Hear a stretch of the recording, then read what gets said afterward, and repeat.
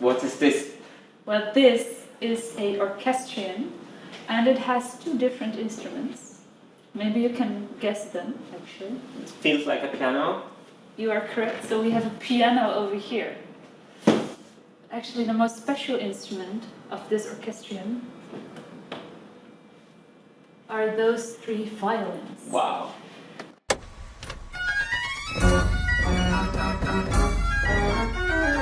The first time I visited the Spelklok Museum, my brain caught fire. On that very day, the idea to build a mechanical instrument took form. 16 months later, we released the Marble Machine video.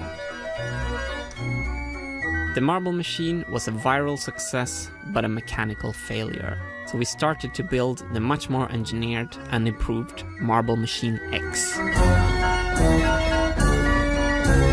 This meant retirement for the first machine. I asked Spelklok if they were interested, and the perfect circle was completed when the Marble Machine was exhibitioned at the very place that gave me the inspiration to build it.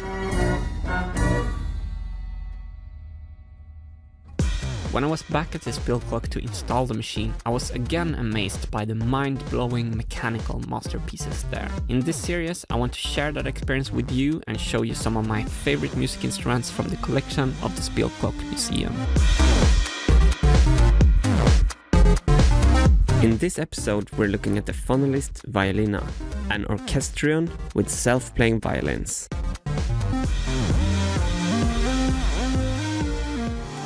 And this is actually, I think, one of the most famous instruments of the company of Hupfeld. So the first one was actually built around 1910, and it was presented at the World Exhibition in Brussels. And normally the doors would be closed, so actually people who listened to it had no idea what was going on inside the cabinet. And they would call it the eighth wonder of the world, because they could listen to self-playing violin music with actual violins, so not organ pipes that imitate the violin sound, but actual violins. Wow.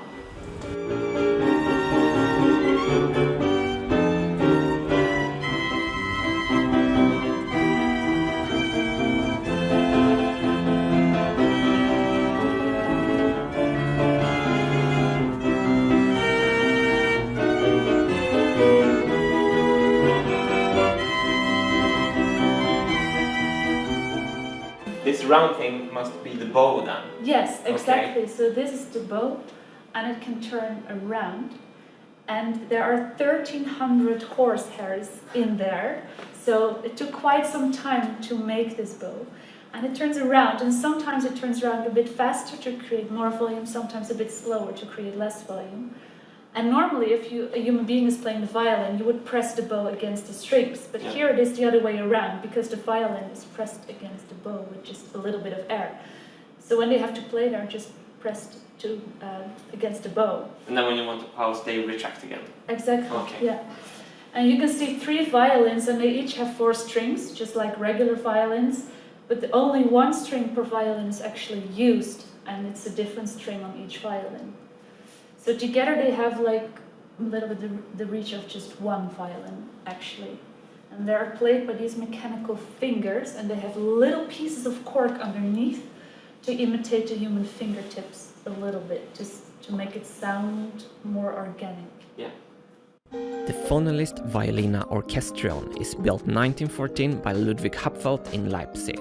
For a long time, the ultimate goal for mechanical instrument makers was to build a self-playing violin. It was the holy grail of mechanical music, and many makers doubted if it even could be done. Although Leonardo da Vinci made sketches of a viola organista, he never built one. But the Hupfeld company achieved the seemingly impossible, and when the Violina was premiered at the 1910 World Exhibition in Brussels, it was advertised as the 8th wonder of the world.